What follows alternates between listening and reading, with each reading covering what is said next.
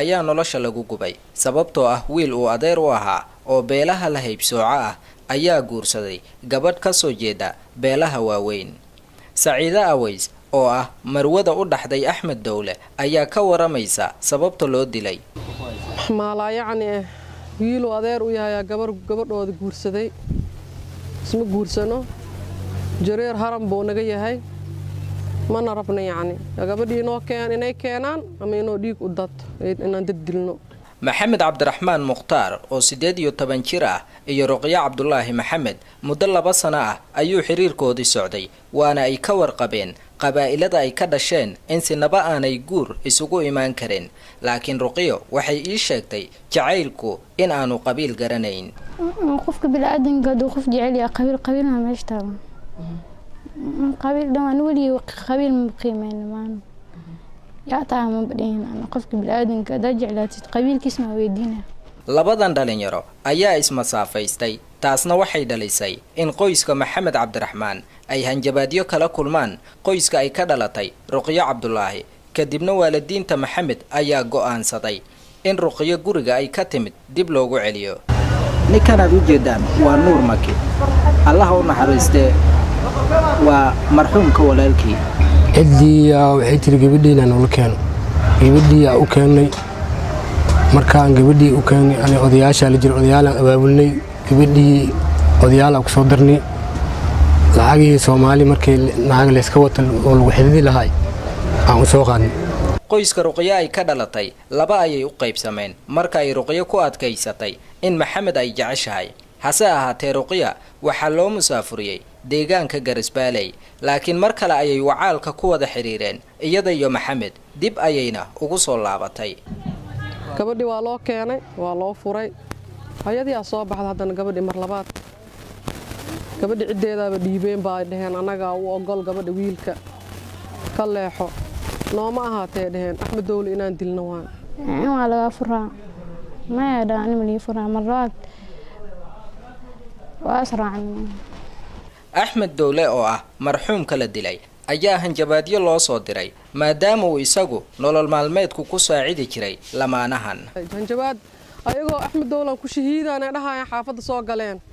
ummadoo dhan marqaati ay ka tahay waxa aniga kaligeey li weydiinay ma aha ehelka diriska walaal inta islaam magaalka jooga wada ana marqaati ka ah kaligeey ma aan ilaaha marqaati ka inay hanjabaadeen. الأولتيم أرنتي وحلو سوق بجوي ودياشي أبقى الحين أنا جا أسكو إيماني لجبرتينا نينكها مربطها جبرت هذا وضع ودياشي أبقى الجبردي نسوسيان وصوّدا ذاتكي مرصدة عد جوري أنا وصون نخذنا بحجنا جبرتين إذا كان ستينة من السنين سنهاء ماي والجبرتين جوريين أمني يو أدير ذا كلا بحية أيها قرادة أنا جورينا كانيه ما يلين هبينكي guriga bamba ku tooreen dhaale inay bisiin ku shubeen ee guriga ku tooreen baabuur ay gubeen. saacadu markii ay ahayd 10 iyo barka barqanimo ee 20 September Saciida Aways ayaa hurdada ka soo naxday kadib marka ay maqashay qaylada saygeeda. aniga markaas aan hurdo ka soo kacay qayladaan ku soo kacay banaanka markaan u cararno waxaan arkay Axmed oo huraayo bacdee miir waa yeelo waayo asaga yaan isku kortuur markoo dhacay asagoo dhulka yaala ugu tagay akhiiran waa isku kortuur markoo isku kordamiye si naxariis daray u dileen yuhuud xataa saas lama yeelay shalay Axmed nin insaan fiican oo ahaa gurigiisa u gali jiro u bixi jire makaaniko ahaa Muqdisho dhanna waa laga yaqaanaa nin moog ma lahan Axmed Dowle la yiraahdaa ninkaas nin ilaahay yaqaano ahaa shantiis waqti dukanaayo islaam hadii cadaalad jirto islaamnimana ay jirto rag isaas yeelay